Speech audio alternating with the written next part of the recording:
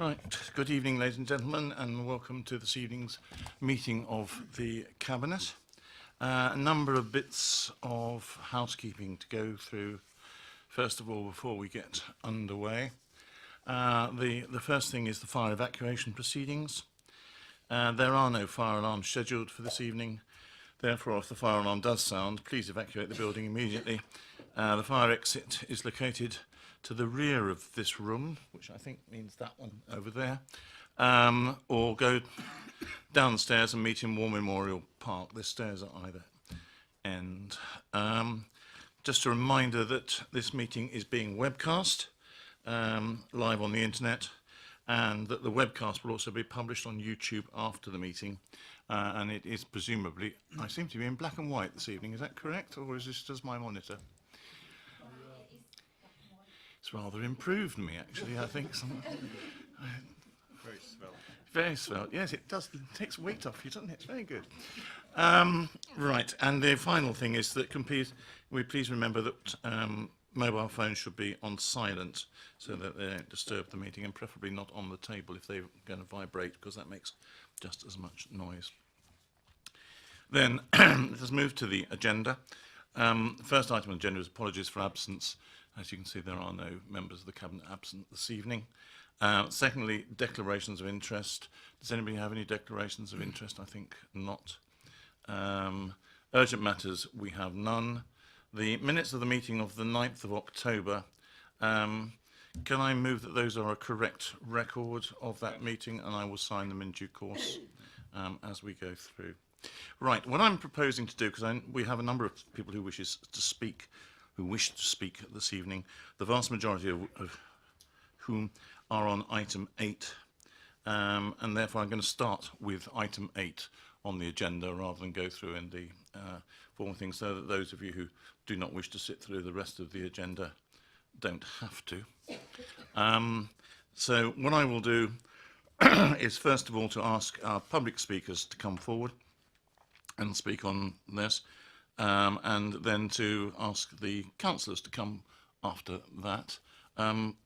Public speakers have 2 minutes to speak. I will try not to be too strict on you, but please be succinct as you possibly can.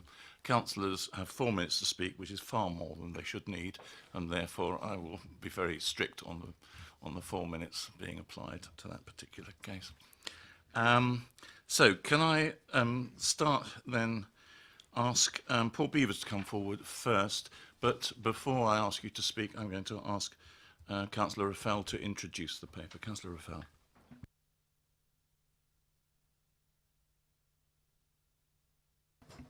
Leader, this has been an extensive project to update what has become in my view, become a dormant strategy, and it's been to refresh and revitalise that strategy. It's taken account of the views of the EPH committee and the 380 or so comments from interested parties during a lengthy consultation process that took place earlier this year. Indeed, it's been updated even as we speak. Even recent comments are still being taken into account, and I think that process will continue into the future. This process began 2 years ago when it became clear to me that the existing strategy hadn't been used to its full potential.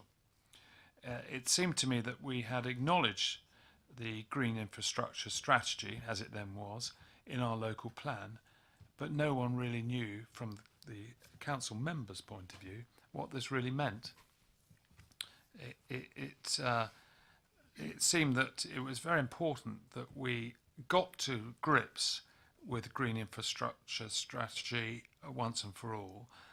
And I started the process by engaging with certain knowledgeable local experts, one of whom, at least one of whom is present here today, and some of whom, of course, were members of Natural Basingstoke. I thought it was very important that we started the process by engaging with those who really were passionate about green infrastructure and who quite properly have been drawing the council's attention through, say, the local plan process to the need for us to deal with green infrastructure in a measured way, in a way that we knew what we were talking about rather than just platitudes or waffle. That was easier said than done, but I think we've moved a significant way from where we were to where some of those parties might like us to be, and significantly better for the borough overall. The strategy sets out, obviously, in Chapter 1, a definition of what green infrastructure is. It sets out in Chapter 2 the legal framework within which we operate. In Chapter 3, it sets out how this is an overarching document that incorporates and sits above what we do with nature reserves and the management plans for them and for our forests and parks. It sits above the green spaces that we've identified in our, I think it's 9 neighbourhood plans I think we've got at the moment, and the others that are coming forward. It sits above the parks and open spaces that have been identified by residents following the full council motion. It sets out in Chapter 4 looking at the biodiversity priority areas of the River Test and the River Loddon by looking at green infrastructure strategically. And these are the essential corridors going southwest and northeast of our borough. It looks at our nature reserves and how we're looking at them strategically. It looks at current green space standards and the access to green space for those who live in the more built-up areas. And those standards, of course, are embedded in the local plan. And it's measured in the strategy green space across our wards and looked at where there is a shortfall. And in the strategy, there's an example of a development in Popley and how this was redesigned with the standards being applied. And within Chapter 4, our valued parks and open spaces are given protection, and the evaluation process for them is set out there. And it also looks, of course, at in Chapter 5 at the opportunities for providing different types of green infrastructure in the borough, and sets out strategic aims of working, obviously, with our partners, ensuring all new development has a net biodiversity gain. It mentions about the importance of digital mapping of biodiversity for more accurate assessments, so that when a planning application comes forward, the parties involved can actually assess what the development will mean to biodiversity in terms of harm and what would be needed to mitigate that, and so that process can be carried out more accurately. And also, of course, to map biodiversity so that when we are looking at how we enhance areas of biodiversity, we've got an accurate and more accurate record of our starting point. The opportunities providing different types of green infrastructure in those aims looks at how we can increase water retention and reduce flood risk. It looks at how we can preserve ancient woodland corridors, and it looks also at the economic benefits of a healthy and thriving green infrastructure and the access to it for recreation and our general health and well-being.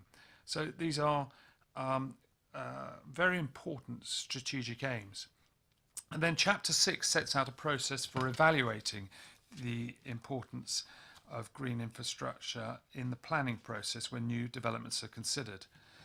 That in particular will be brought forward by working with our partners, Natural Basingstoke, Hampshire Biodiversity Implementation Centre, Hampshire and Isle of Wight Wildlife Trust, and statutory bodies such as the Environment Agency, Natural England, and the North Wessex AONB.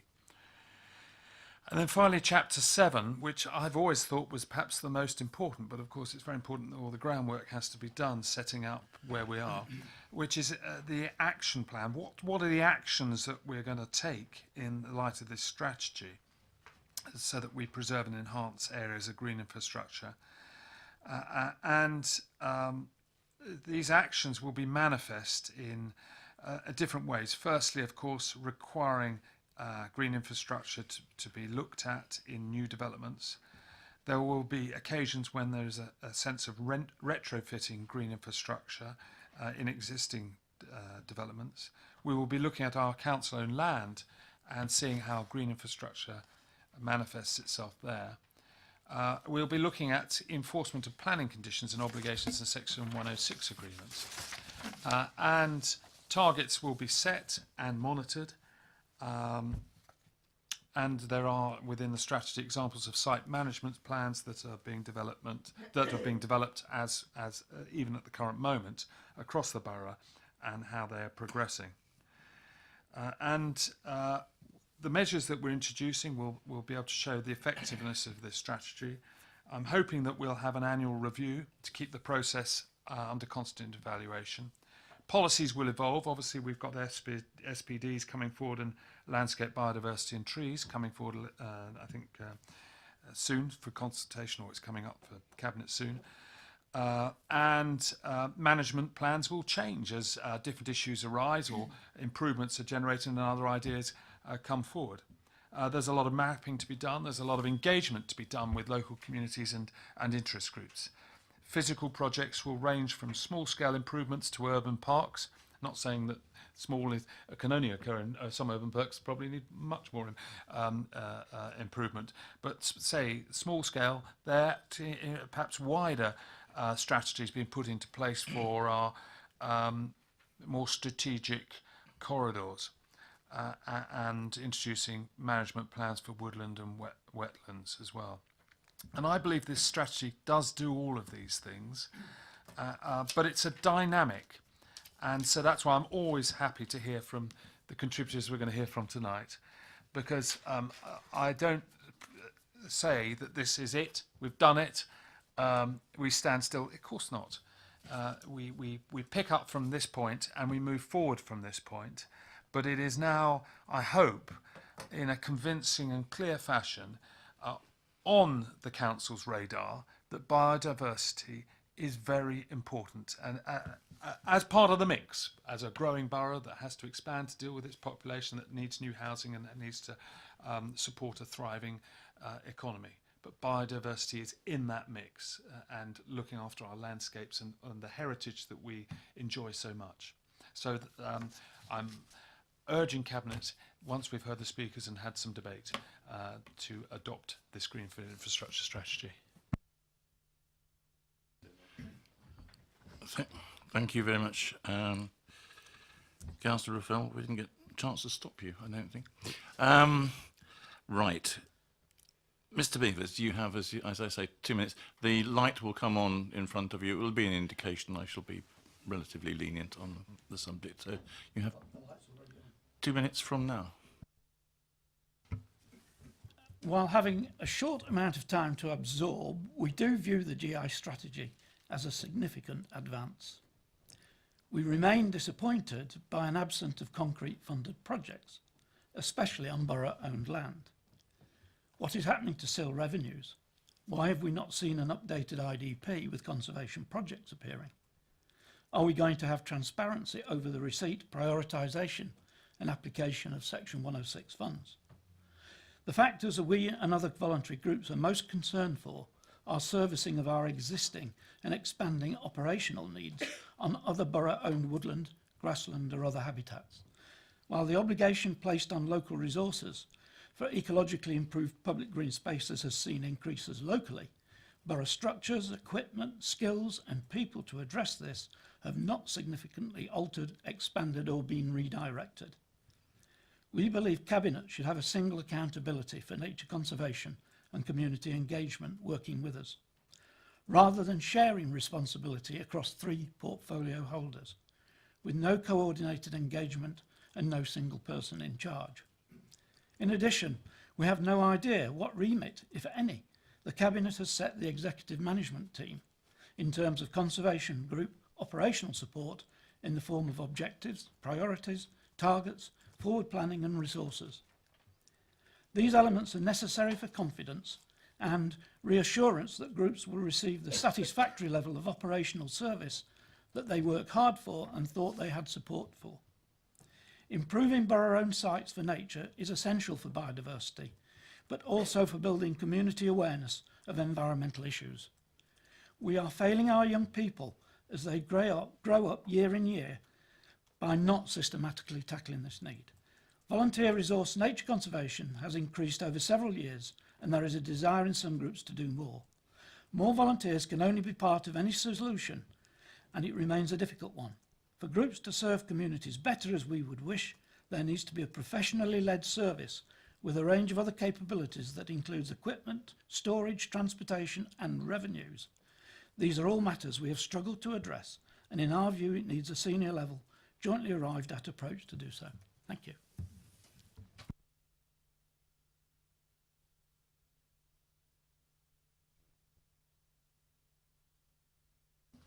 Helen Richards, if you'd like to come forward, thank you. Try and reset this thing. Right, again, you have 2 minutes and the light will come on and then flash at you when you get to the end of the 2 minutes. Good evening. I'm a member of the public and I lead a local community group. I am delighted that you're intending to give greater protection to 50 established parks and open spaces. I became aware of this intention several years ago when I was one of a very large number of people opposing the suggestion of siting a football stadium on the Old Common. Following that controversy, in 2016, with the help of Borough Council officers and Natural Basingstoke, I set up a community group called, imaginatively, Friends of the Old Common. We have spent the last 3 years working to improve the biodiversity and the appearance of the Old Common, gradually reintroducing wildflowers into the once rank margins and hacking back overgrown scrub. We've raised funds to buy native bulbs and a broader range of flowering and fruiting trees. We have a very active group of volunteers, both young and not so young. Our Facebook page has over 60 regular followers, with posts being shared to hundreds. I've liaised with Borough Council officers, whether in biodiversity, community development, natural environment or ops, and I am always told that the Old Common is part of War Memorial Park, in which case, thank you for proposing enhanced protection for this site.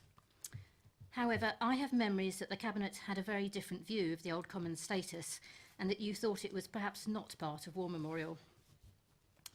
In light of the clear public interest and support for this site, its importance to local volunteers, to dog walkers and keep fitters, and for its increasing biodiversity, its usefulness in enabling large open-air events in Basingstoke, and its proximity to the ever busier town centre, can I urge you either to confirm that the Old Common is indeed part of War Memorial Park, or, if that is not your view, to add the Old Common in its own right to the list of sites which will be granted enhanced protection.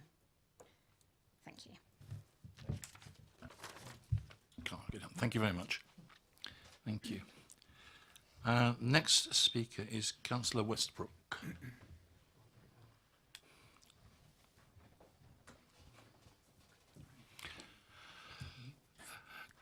Good evening. And I think you know the form. You have 4 minutes. Yeah, thank you, Lee. Both as a member and as a resident of Basingstoke, I welcome this updated strategy for a number of reasons, but in particular for the protection it offers to some of our most precious areas of green infrastructure. I think it's vitally important that at a time when we know there is a need to deliver more homes, that we don't also lose sight of how important our green infrastructure is to our residents and the positive benefits it can bring to all age groups in terms of health, well-being and quality of life. Being a ward councillor for Brookvale and Kings Furlong, protection of the spaces is vitally important, as regrettably the ward has the lowest amount of open space in the borough at 8.49 square metres per person. The ward with the next lowest has almost double that amount, and as a comparison the actual recommendation is for 65 square metres of open space per person. Brookvale and Kings Furlong, situated so very close to the town, probably has little opportunity for increasing the amount of open space. We also have a high number of flatted developments without gardens, yet we have some residents who put having easy access to the town ahead of the quantity of open space. That said, what they do want and expect is a requirement for the open space that does exist to be accessible and of the very highest quality. Unfortunately, the play areas within the ward are not all high quality, some not having been upgraded for many years.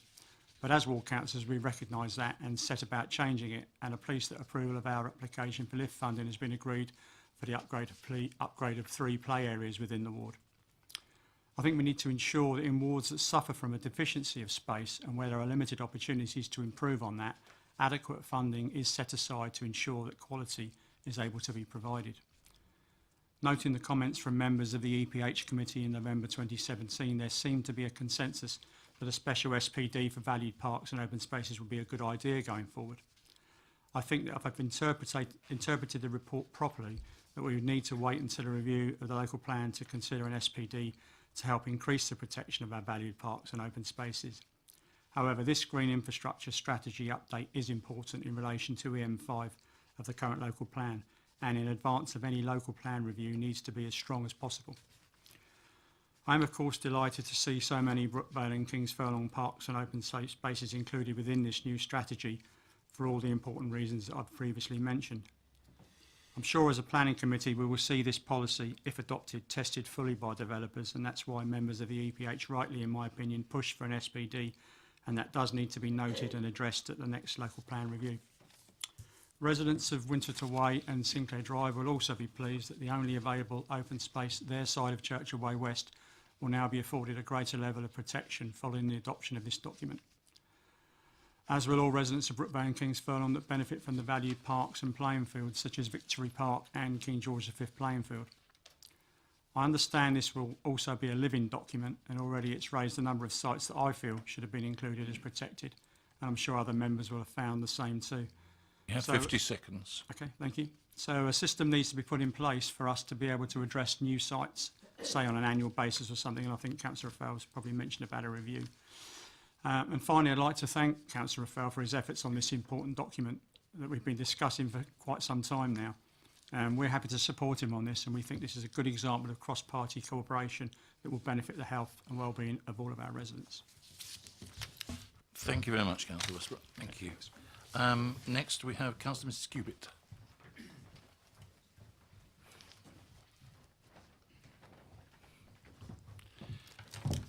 Good evening.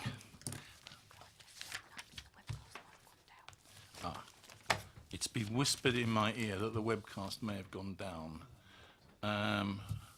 It's very well, it's whispering it in my ear. Am I supposed to do something about it? Like fix it or something?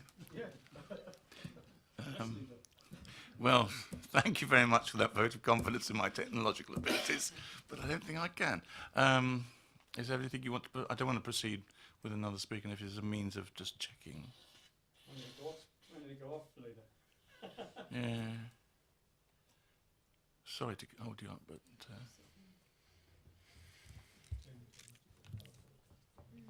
Have I? Oh, well, yes. I'm happy to proceed with that being on. Are you? Yeah. Okay. Well, in that case, we will proceed, and we'll see what's happening.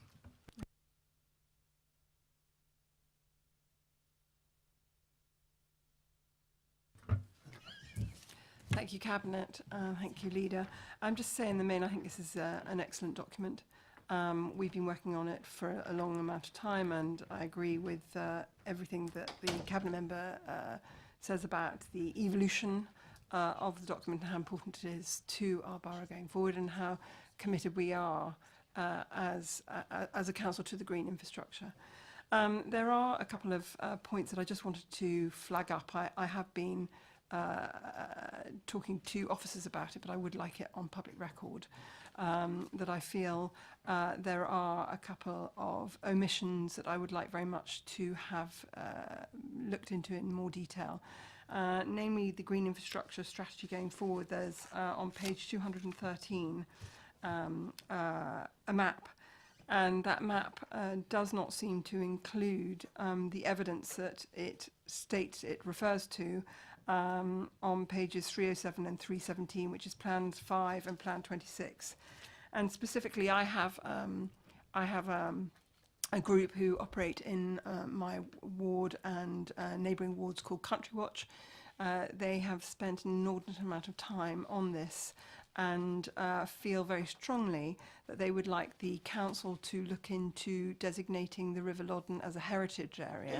And I think this would be a very sensible thing going forward, especially if you look at page 317, where you see in detail the River Loddon and the impact. And it's very peculiar that it's not made any reference to in figure 5.2.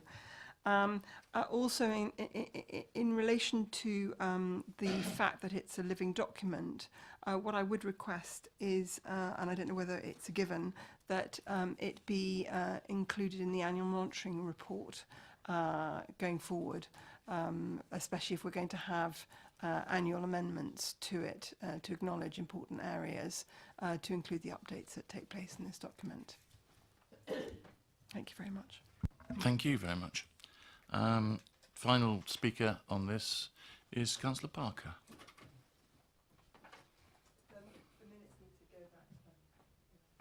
Yeah, that's fine. And it will do. There we are. It's gone.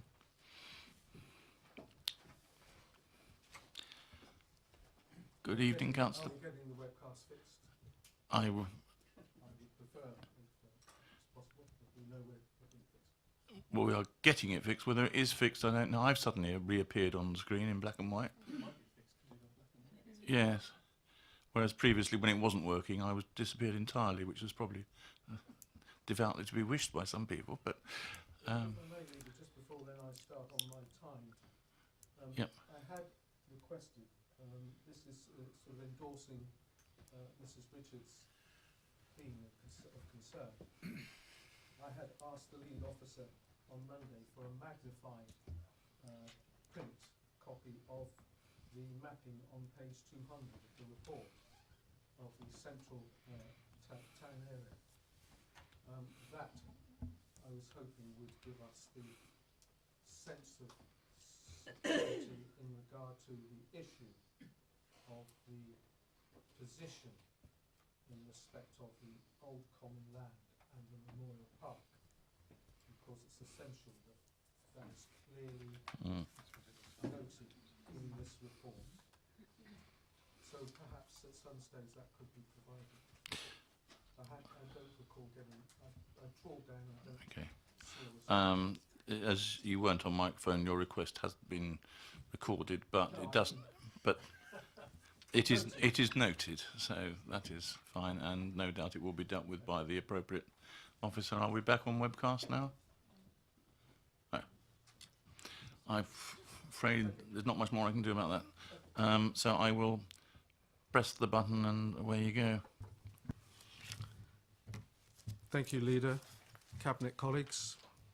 In welcoming this paper and the call recommendations, I can't help but reflect back and shudder at the dire consequence if the Council had proceeded as planned to give away the old common land to be covered in concrete, brick and asphalt. For certain, the public had possibly naively, for too long, felt that their green and open spaces were safe in the guardianship of the local authority. What a shock we had. But now, we're hoping things are a-changing. And I do so hope the strategies put forward tonight will indeed provide robust protection to these valued recreational and leisure parks and green open spaces. Looking forward, I do ask the Cabinet member to carry out a review of the relevant department's budget and staffing levels to ensure that officers can continue to build on the partnership working with the volunteer groups, and that there is sufficient funding for providing the required equipment renewal for them to carry out this valued work. It is rightly noted, and officers can progress with greater success, the Council Action Plan to allow our volunteer groups to develop a sense of ownership and control of their local spaces. No doubt with a continuing trend of reduced resources, the Council will need more and more to rely on these volunteer groups. And I also add my congratulations to the Cabinet member for his steadfast work on producing this paper tonight. Thank you very much, Councillor Parker. Goodness knows what's going on in the cupboard behind me, but I've gone back into black and white again. But I'm going to ask you to, Councillor Raphael, to respond to those points. Unfortunately, your responses may not get recorded, but that's where we are. Can I thank all those who've spoken on this, and I've taken on board all that you're saying. Many of the things that you've raised, of course, are not just one-off points, they're moving forwards into the future, and we'll continue to work on the things that you've suggested. Starting with Paul Beavers, again, thank you for your many comments to help us to get to where we've got to with this strategy along the way. I'm not going to deal with all of what you've said, but I am going to take one central point and perhaps explain the difficulty we've had, but to suggest that we're going to look very closely going forwards. Now we are where we are, and that's with Cabinet responsibility overall. The difficulty we've had is that each project has been sufficiently small that it's probably fallen into one portfolio or another. And the difficulty we have as Cabinet members is we can't all do everything. And so we have to have some division of labour. The division we have at the moment means that the overall for this falls into my portfolio, but there are many other things that involving community groups that don't, and property ownership that don't, and the like. Now we're taking a more holistic approach, which is what I'm driving through this. It might become a little clearer that we can work together as Cabinet members and perhaps one take a lead on one project where appropriate. But that may be a proposal for the future that might assist. I know that there has been proposals by some, maybe this is what Mr. Beavers has been mentioning about having a biodiversity champion or someone with some title similar to that. Whether that's something we'll consider, I can't predict the future, but I understand the point that he's getting at, that with drive where leadership comes drive, and projects get seen through. Where they're falling between two stools, they don't get done at all. I think that point we'll work with into the future. Can I thank Helen Richards for her contribution? I'm going to try my best to answer the question that she initially poses. Within the list of protected parks and open spaces, I think it's in chapter 4, there are 3 sites within Eastrop, as she knows because she's obviously looked at this. Glebe Gardens, Eastrop Park and War Memorial Park. The process, the book is open for protected sites. It is open that, in the sense that if someone wants to promote an area of open space and believes that it satisfies the 4 criterion or some of those criterion within that category, that chapter, then they of course can put forward to see whether that is possible. My assumption had been that War Memorial Park is defined as the area of green open space outside this building, and my assumption had been that it hadn't included Old Common. Now I say that because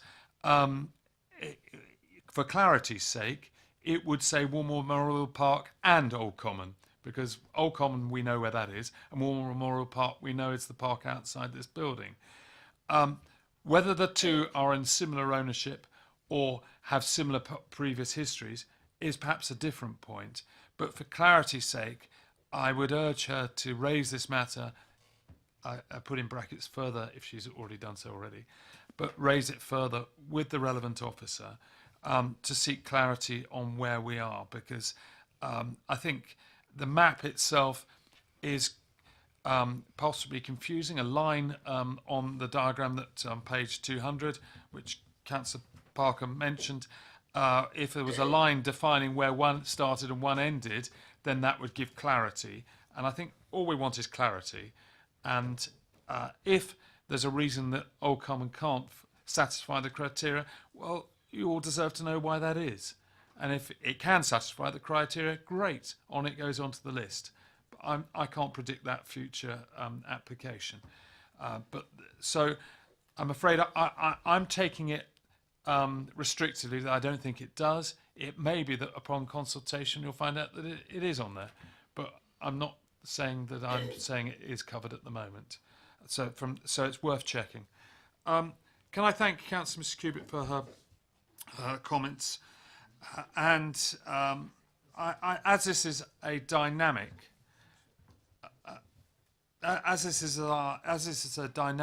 and she raises about designation of the River Loddon as a heritage area.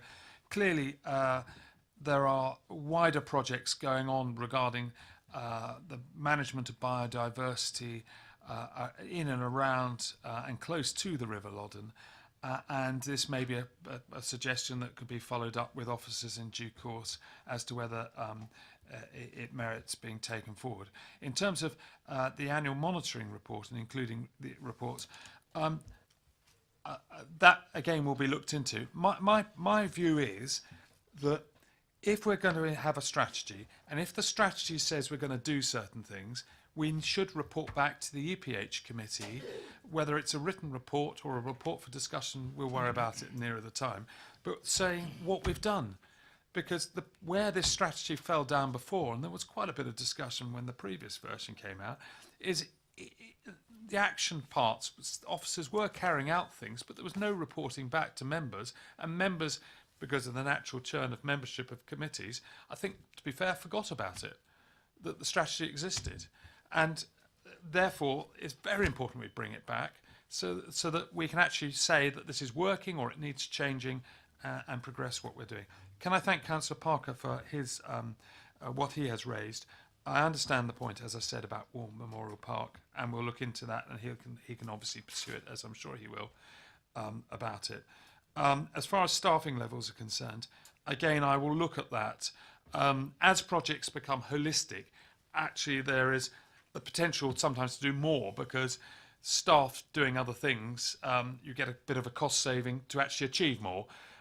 When projects are small, devoting individual staff to them is sometimes harder. So I'm hoping we can achieve more in due course. But again, at that, I'm happy to look at that.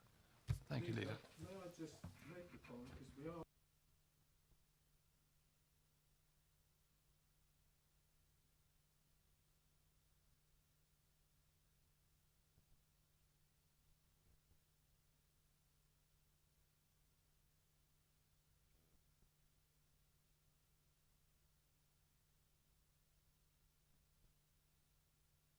From what I'm hearing, we're almost looking as though we're going backwards.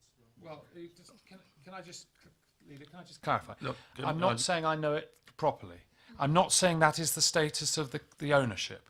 All I'm saying is, in terms of the categorisation for protection, in terms of parks and open spaces, the way it reads to me is that it's not included currently. I'm not saying it wouldn't be.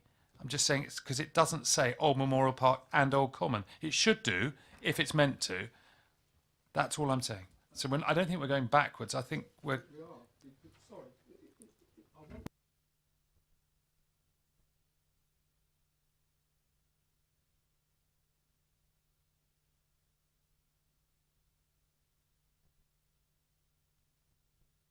I want... I think all we need to do is to note the fact that you requested the map The reason why... to clarify the situation. Would you like to come forward, because you can't be heard down there? And just for the benefit of everybody who's present, actually, whilst the visual webcast went off, the audio was being recorded all the time.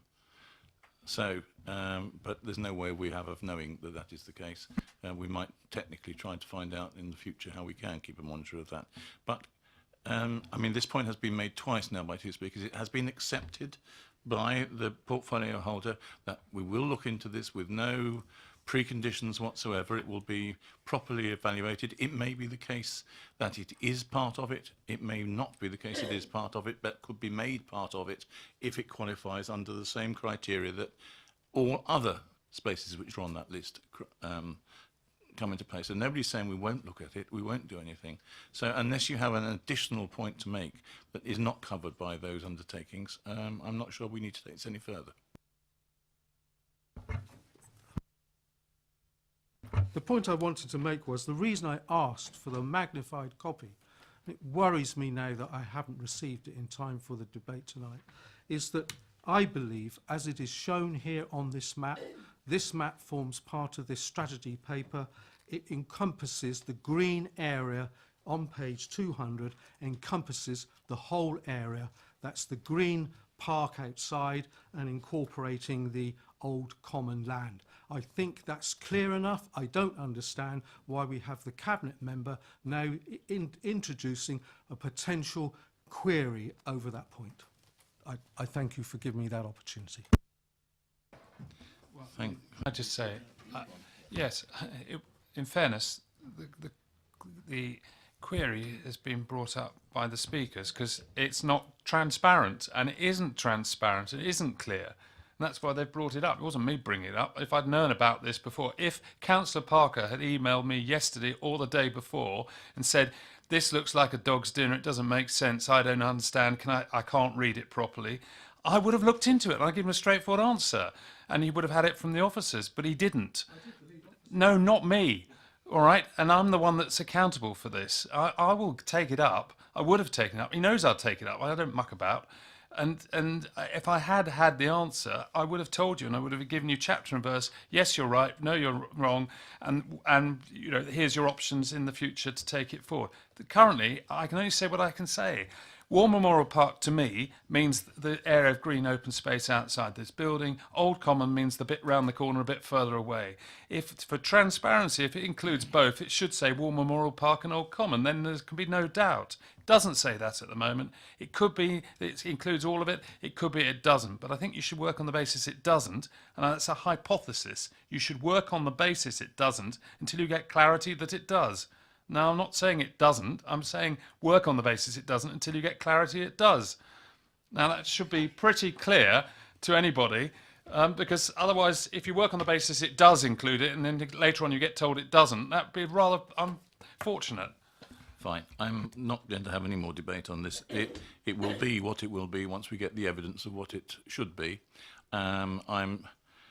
I have a personal view, because I seem to have in the back of my mind, having read the covenant in some detail when it was first granted, that there were separate parts to the covenants when they came into ownership of the council.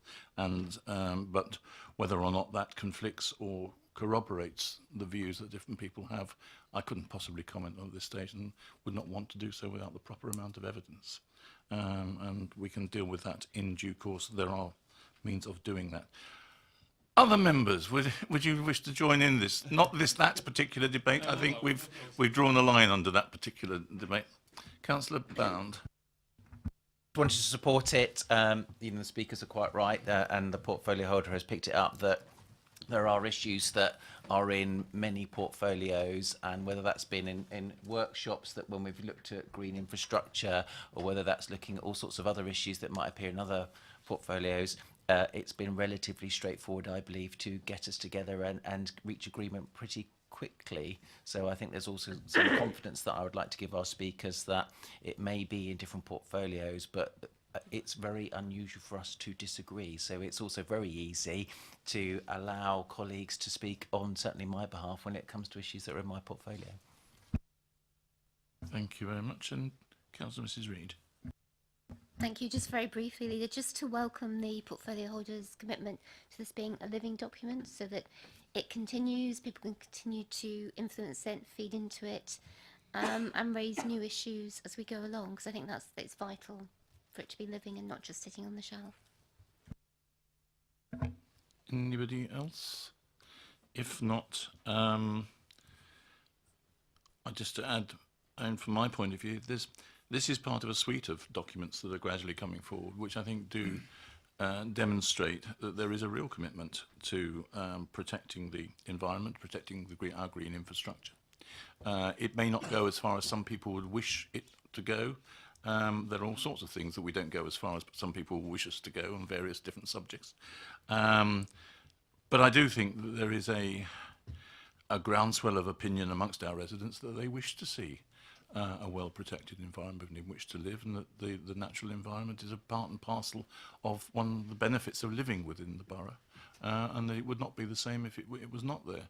And it's for that reason, for instance, you find a country park sitting in the middle of Manydown, or you will find a country park sitting in the middle of Manydown, which will offer a tremendous opportunity for people to get out and enjoy the environment there. And it's also the reason why green space will become an increasing importance in all the new developments that we see coming forward. It's not for nothing that when you stand on the top of Skyline Plaza or wherever and look down, you can hardly see any buildings at all, because the whole place is covered, at least in the summer you can't, because the whole place is covered in trees and green, and all you can see is greenness. And I would always want that to be the nature of the town and the nature of the environment in which we live and of the countryside that surrounds it. So we are asked to do a number of things,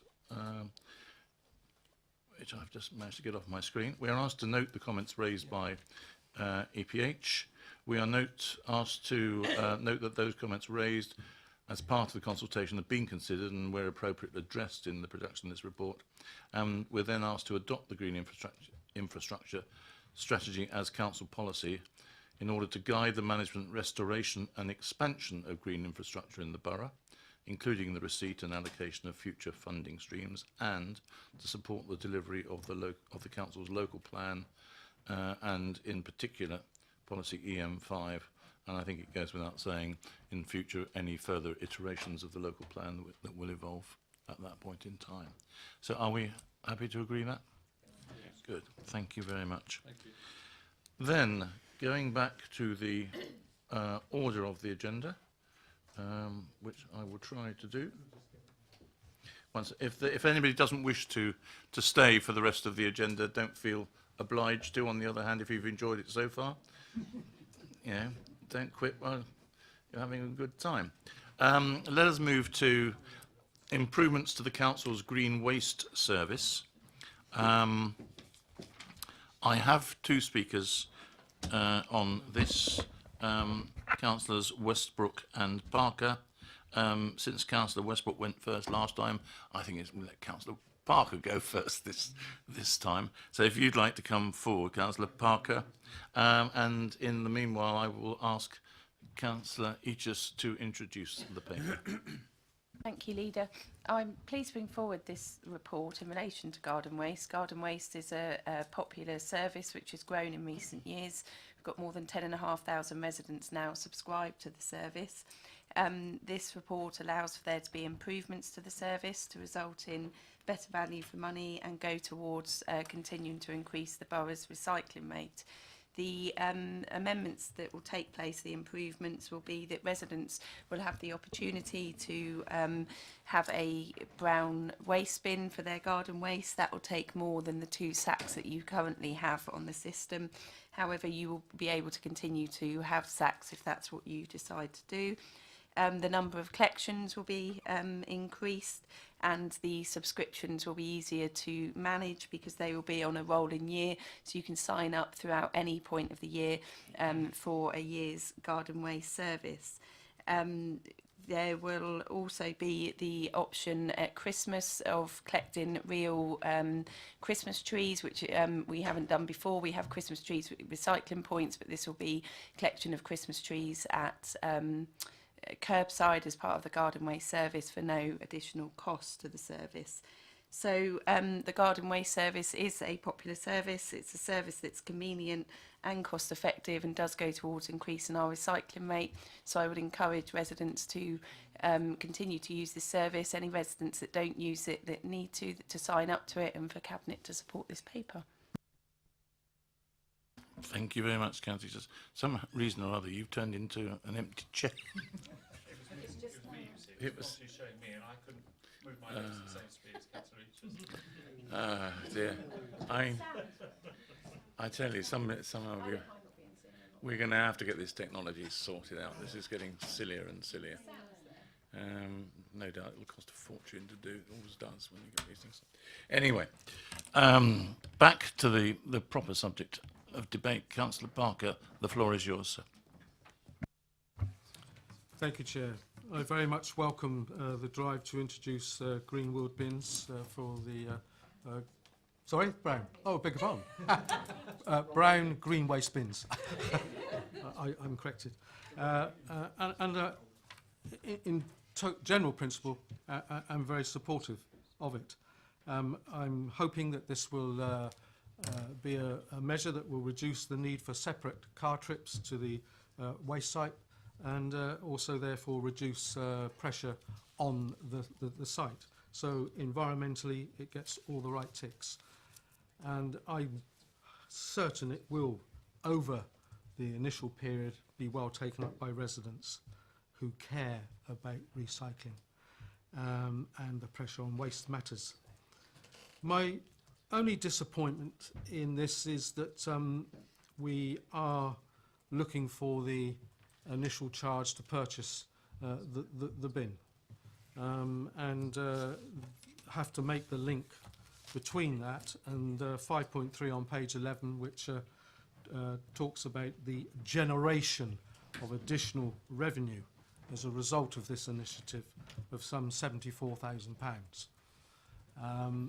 In itself, I appreciate what's being said, but I do just wonder whether maybe we had, as the local authority, taken that responsibility of the provision of the bins to residents, that the take-up and the use would have been even greater, and therefore we may have had a better impact on our recycling rates, which is, after all, what this should be all about, not necessarily income generation.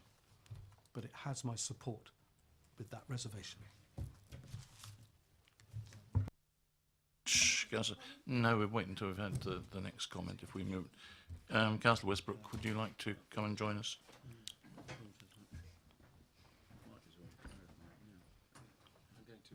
Yeah, thank you. I got this price slices. This is actually Councillor Cousins.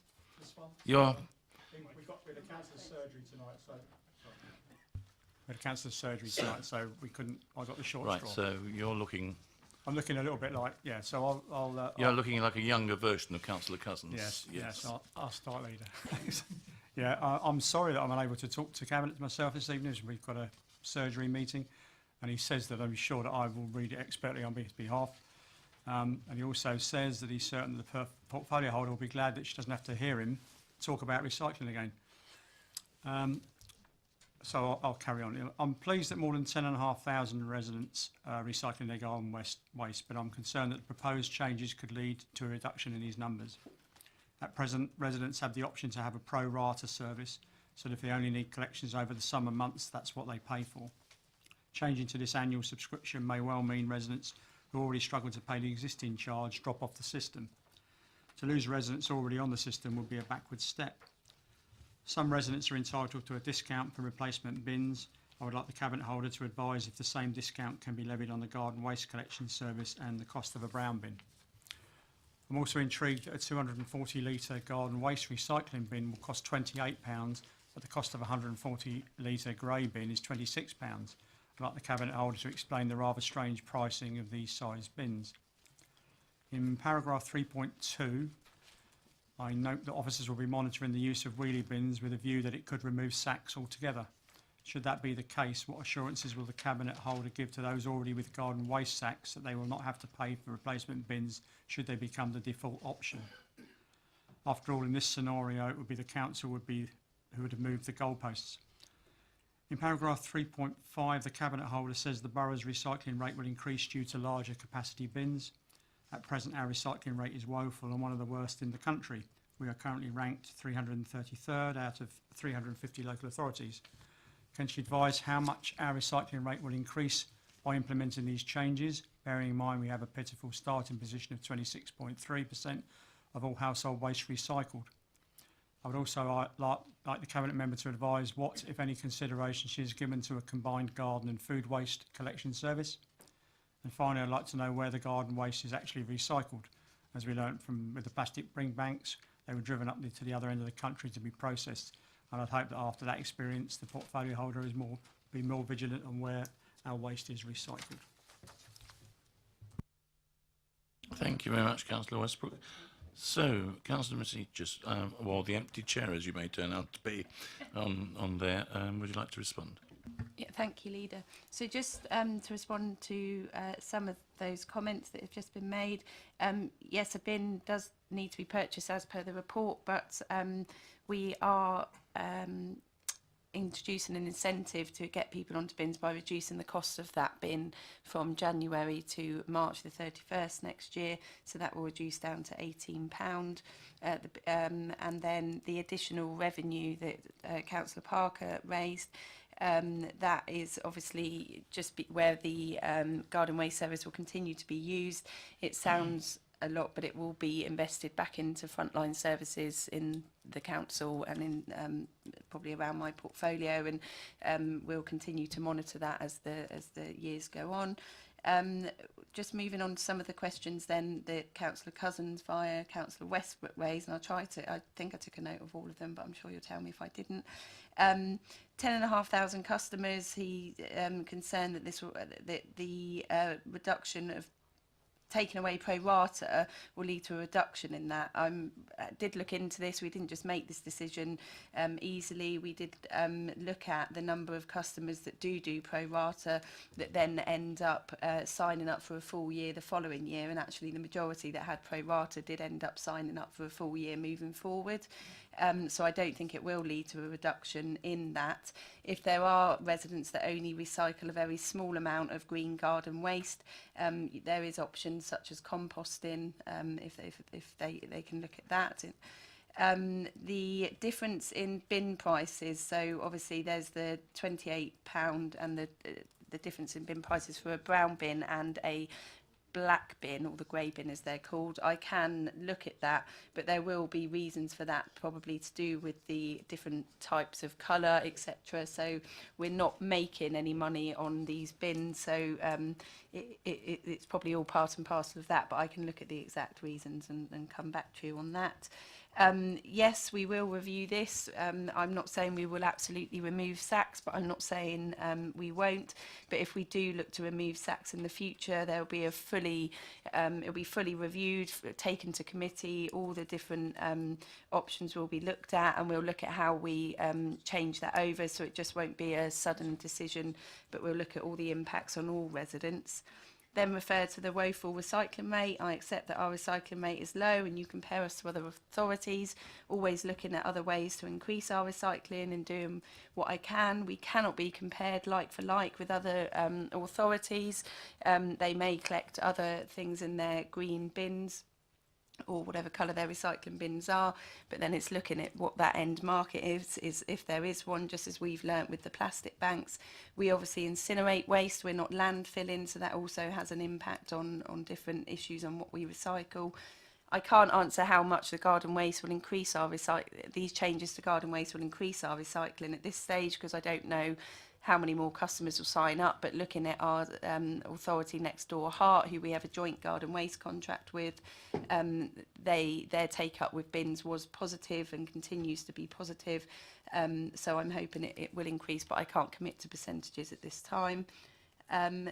As have we looked at the mix of garden and food waste? Yes, we have, and Councillor Cousins has asked that on a number of occasions, and a little while ago now, I can't remember the exact years, I've not got it in front of me, we did have an officer from Project Integra who was from Hampshire County Council, who is the officer for Project Integra, which is the Hampshire Waste Partnership that I chair. Very technical, very knowledgeable. He came and did a presentation to committee all about that and the pros and cons of that, and why we're not looking at it at that time, because the product that is then comes out the end of it isn't as good to recycle. Haven't got all the facts and details in front of me, but I can refer Councillor Cousins to that some time ago. But we're always looking at the different options, and as time moves on, we're not saying that won't be something where recycling gets better. He also mentioned that he didn't want us to end up driving the garden waste up north. just like the plastics didn't end up going up north. The reason for stopping the plastic banks was because they would end up being driven up north to be incinerated. So that's, so he does support my argument that the reason to stop it was because it would have been ridiculous to drive all the waste up north just to be incinerated when we incinerate our curbside waste in any event. So I think that deals with everything.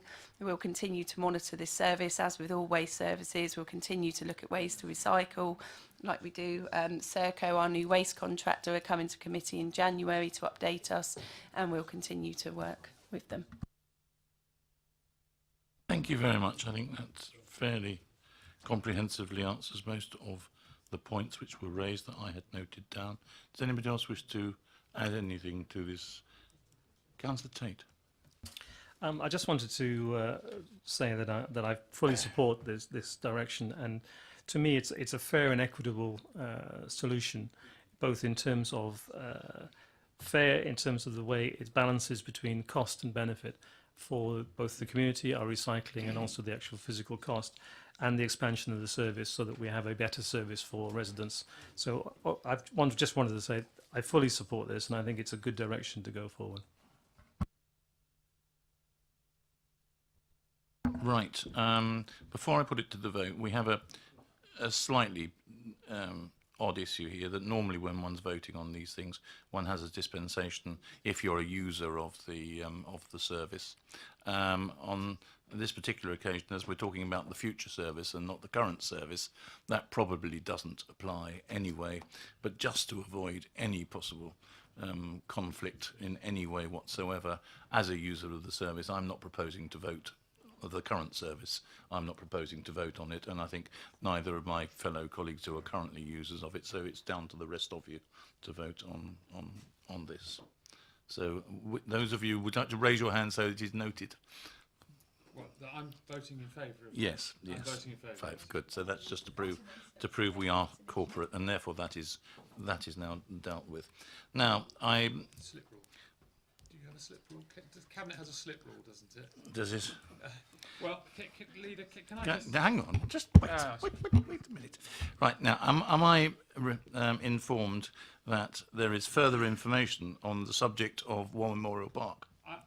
And would you like to clarify? Yes, it's not entirely clear, but what I would ask is this, that having received advice, may I have delegated authority that if it turns out that the map should say Old War Memorial Park and Old Common, and the designation of protected parks and open spaces should say, in the appendix, should say War Memorial Park and Old Common, and Chapter 4 it should say War Memorial and Old Common, that I have the permission of Cabinet to amend the strategy accordingly.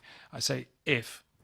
Obviously, parties want it to be when I get told that, but I'm afraid it's just not 100% clear in the rush of the information. But if, it'd be far better to resolve it under delegated authority than to force people to have to make applications and things. Are we happy with that? I think we're more than happy with that. To get it out of the way. I'm sorry. In the excitement of going back to War Memorial Park, I forgot to just read out what the recommendations to Cabinet were on the Green Waste neighbourhood. That we adopt a rolling year subscription to be introduced in January 2019. That the number of garden waste collections is actually increased to provide an annual service. So that's an additional, I think, 3 more collections per annum, or which is quite significant for those people who find that their gardens don't stop, or the grass doesn't stop growing during the middle of winter. It doesn't mention Christmas trees, but we do get our Christmas trees collected as well going forward, but not for this Christmas, just to clarify that situation. And that the amended charges for garden waste bins, as proposed in section 5 of the report, are applied to the service, which commences on the 4th of February 2019. So that was what we just agreed previously. Then let us go on to the next item on the agenda, which is the council tax care leavers discount scheme. I believe, is it not? Oh, have I missed out that one? Sorry. No, I'm sorry.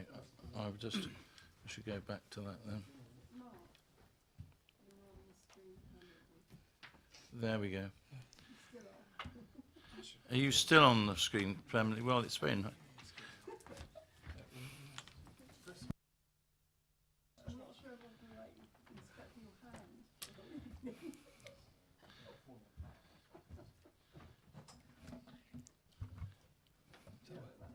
Ah, it was because that was it. No, that's gone down to there. Yeah, I've got it down there. Now it's got John. Just having a pause while we get this sorted out.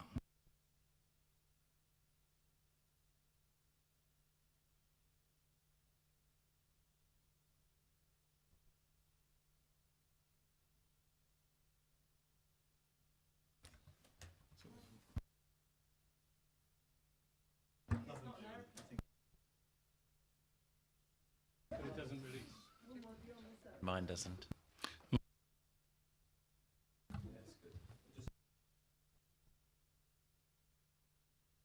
On the grounds that the next two items actually will be introduced by Councillor Tate. So we've got the camera in the right place, and that the audio is still working. So for people who wish to listen to this in the future, they will be able to do. Then we come to the medium-term financial forecast and budget strategy. Councillor Tate. Thank you, Leader. The report before you this evening is the draft budget and MTFS for 2019 and onwards. A draft being, following this meeting, if agreed, it goes to consultation, ending up with Council in February next year. In introducing this, I would like to say that this is now producing a balanced approach to the budget and the MTFS period, which is balanced through council tax increases, investing the proceeds of growth, maintaining high quality services, striving for cost reductions to deliver better value to residents, generating additional income from council resources, whilst maintaining one of the lowest levels of council tax in the country. And it also offering and maintaining a fair and competitive level of fees and charges. The mid-term financial will show efficiency savings of identified of 1.1 million, an additional income of just over 500,000, and ongoing revenue priority allocations of 500,000 as well. The result is a net ongoing saving of 1.2 million over the MTFS period. The 2019-20 budget, main budget proposals will be a £5 per brandy property, or 4.29% increase in council tax, and an annual use of £250,000 of new homes bonus to fund revenue budgets. New proposals also are for £1.7 million worth of ongoing savings and additional income, £500,000 of ongoing cost pressures, and £1.1 million in terms of use of resources to fund one-off and time-limited priorities. In terms of capital, there will be addition of capital expenditure of 6.5 million to the capital programme, which will be now at 149.1 million pounds from 2018 through to 2022-23. And that includes essential maintenance of borough assets, such as the Anvil and Haymarket, improvement to play areas, replacing council vehicles, and £850,000 to disabled facilities grants. There are some requirements within the budget to amend reserves and policies, which are listed in the various appendices. And as I said, these proposals will then come to consultation from tomorrow through to scrutiny, and then end with the council in February 2019. So I hope that this is the first stage of the consultation, and I hope that the Cabinet can fully support these proposals. Thank you, Councillor Tate. There are no speakers on this item this evening, not surprisingly, because this is just an agreement to put stuff out for consultation. It is something which has been discussed at great length in various meetings to arrive where we are. So unless anybody has any specific points to raise, I don't think there's any point in debating something which is still to be debated in a number of forum or fora as we go forward. So we're happy to recommend that we're happy to approve this for consultation, and to note the MTFS attached in Appendix 2 and the contingencies and the fact that there are no proposed changes to the council tax support scheme for 1920. Good. Then we do come to item 7, the council tax care leavers discounts scheme, which again is Councillor Tate to introduce, so he can stay on the camera as he's been there. I have 2 speakers on this. We're reversing the order again, so we go back to Councillor Westbrook and then Councillor Parker. Councillor Tate, would you like to introduce it? Councillor Westbrook, if you'd like to come forward. Whether or not you get on the screen is in the lap of the gods. Thank you, Leader. Firstly, I'd like to thank Councillor Westbrook for bringing this to the Council's attention, and I'm pleased that we're able to bring forward a report tonight which will support the those that are care leavers who are living within our community. The proposals in the report tonight are twofold. Firstly, they support those living alone and potentially paying tax, and they support those who themselves may be supporting care leavers in the community. In the first case, it offers a 100% discount for care leavers to the age 20 to age 21, and then a tapered relief from age 21 to 25.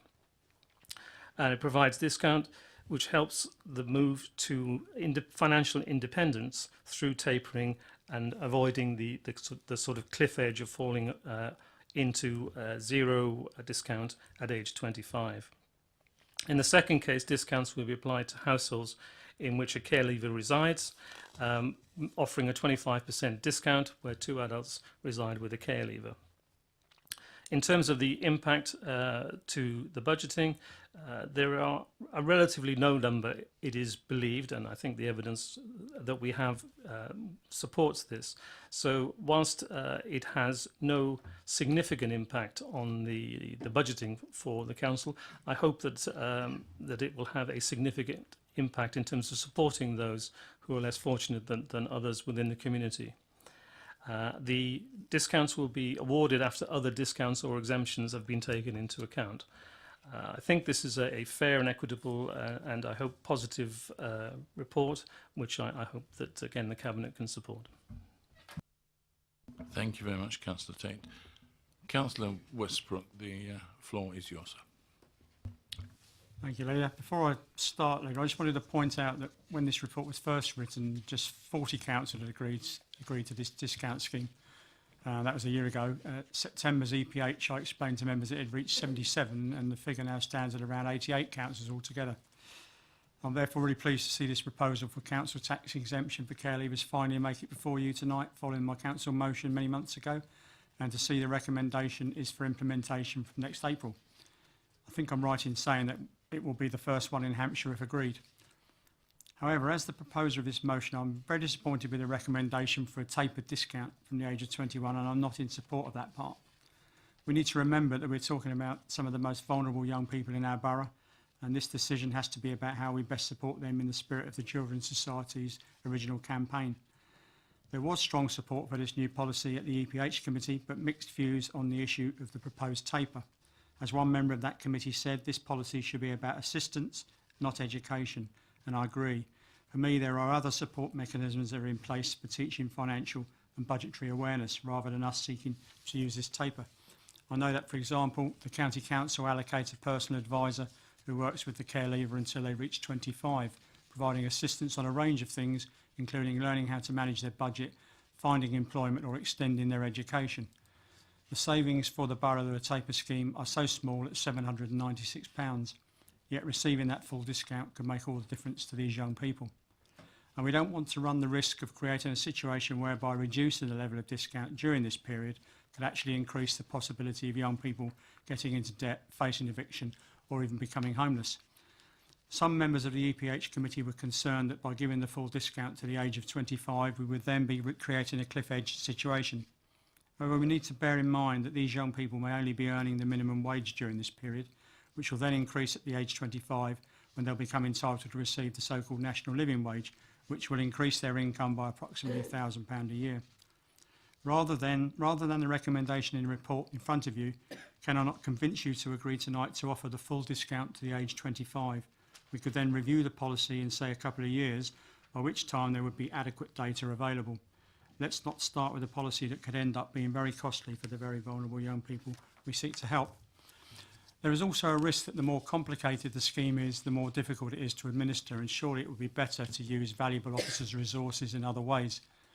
On the theme of complications, if you turn to page 73.2.1, the first bullet point sets out the proposed discounts for care leavers living alone. So for those aged 18 to 21, that would be a 100% discount. But for someone aged 22 living alone, they would get a 75% discount. But actually they wouldn't, because with the 25% single person's discount, they would get 100%. Then the second bullet point is about care leavers who, if they are the second adult over 18 for council tax purposes, the discount is 50%. And the third bullet point covers a different scenario again. And I think that it should read 2 adults or more, not as written where it says more than 2 adults. Otherwise, we don't actually know what a care leaver living with just 2 adults would be entitled to. I've had trouble even writing about this, which I think illustrates my point about adding complications. The last thing a young care leaver needs is more complications. So in summary, I'm asking you as members of Cabinet tonight to approve the full discount for all care leavers between the age of 18 and 25, as many other councils of all colours have already done. Just before I finish, later on a connected issue, I'm also aware that the seconder of the original care leavers motion, Councillor Laura James, has followed up the EPH committee in September, and she'll be doing some work on the council's new role as a corporate parent, and feels there are a number of things the council could be doing to support care leavers as a corporate parent. It would be good that Sorry, can I just finish off this little statement? So it would be good that in addition to supporting them through this council tax discount scheme, we could examine maybe further what we could and should do, and maybe take that back as a separate topic to EPH committee with the Cabinet's blessing. Thank you very much. Now, Councillor Parker. Well, the camera does seem to have alighted on you down that end of the room, so.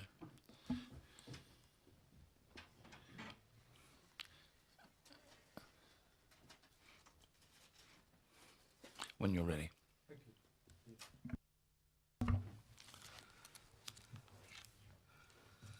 I welcome the principal move for this council joining, as we're advised by my colleague, the other 88 councils already signed up to the council tax exemption for young persons leaving care.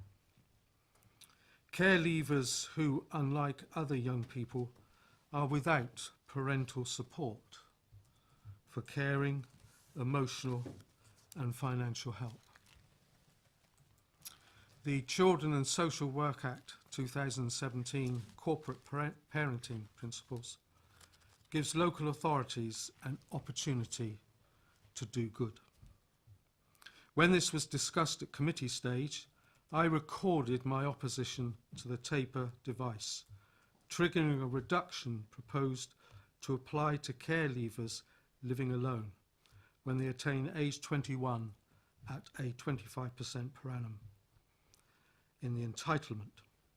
Using officers' figures in the committee report and allowing a small adjustment by applying the projected cost to the council of £10,000 per annum shown in tonight's paper, the saving for applying a taper reduction in the discount from age 21 to 25 is only £2,500 per annum. A little saving to the council, but a significant loss to these young, vulnerable persons' budget.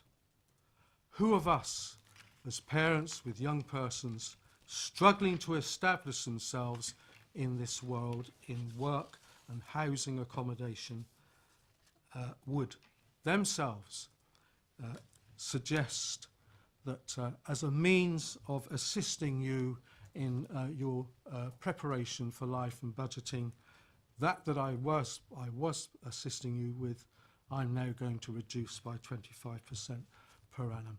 I doubt few of us.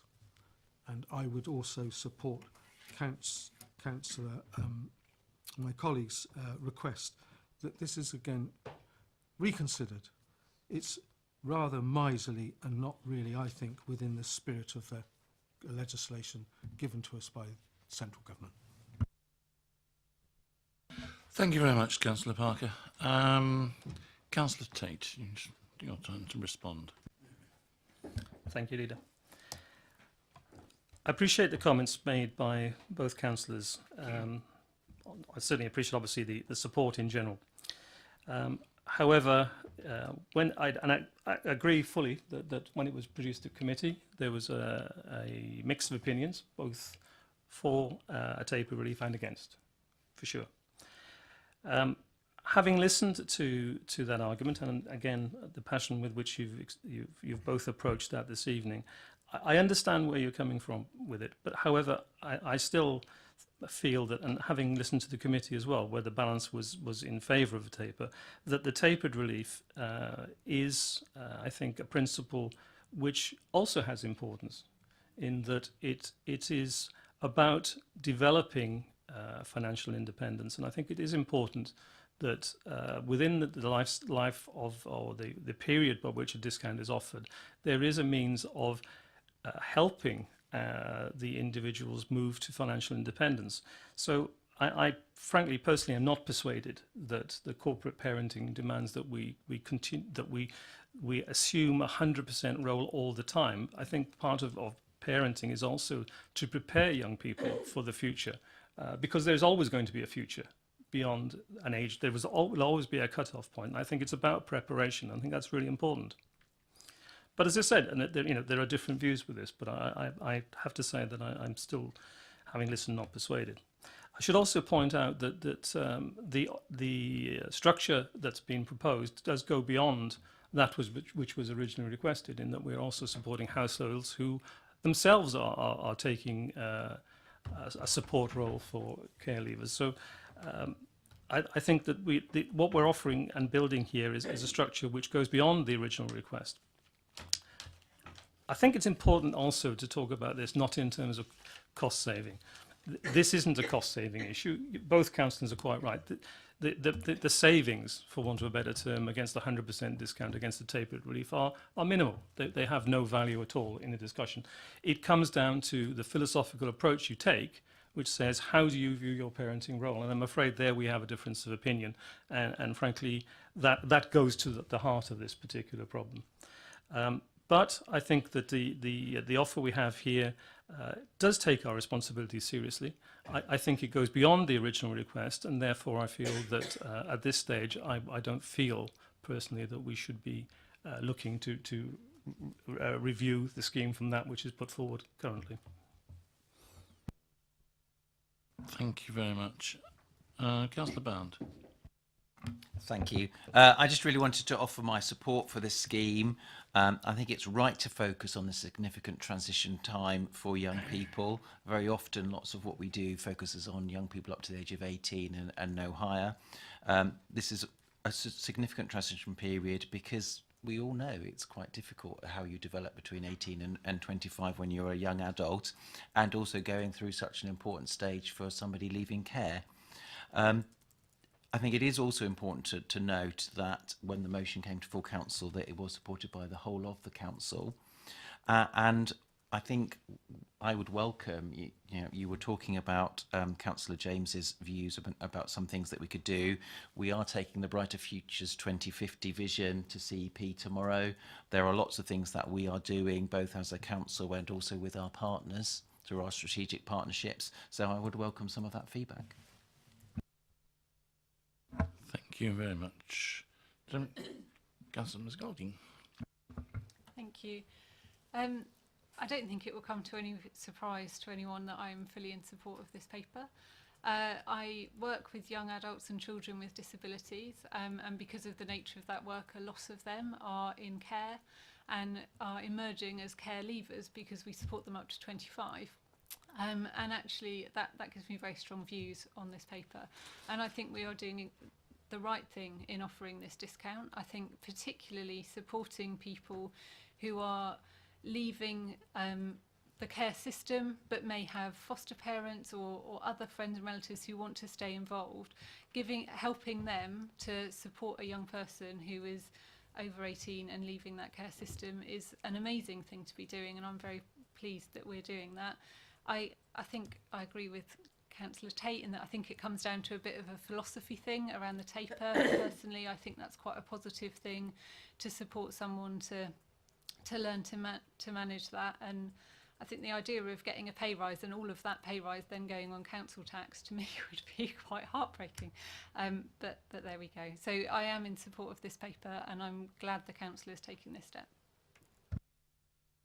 Thank you very much. Anybody else wish to contribute?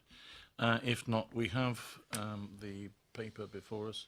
It's a very simple recommendation that we approve the introduction of the new council tax discount for care leavers as set out in section 2. Are we happy to do that? Good, thank you very much. In which case, I think that brings to an end this evening's rather, I'm afraid, disjointed meeting because of various technical issues which seem to have afflicted us. Could I ask officers to get this system sorted out so that we do not have repeated recurrences of the problem, even if we need to rip the whole thing out and start again. But we need to make sure it's a very valuable thing to have, is a proper webcast recording of a meeting of Cabinet or committees or whatever. And we need to ensure that we are able to provide the public with that in a reliable way. So the meeting is therefore terminated dead on 8 o'clock. Thank you all very much.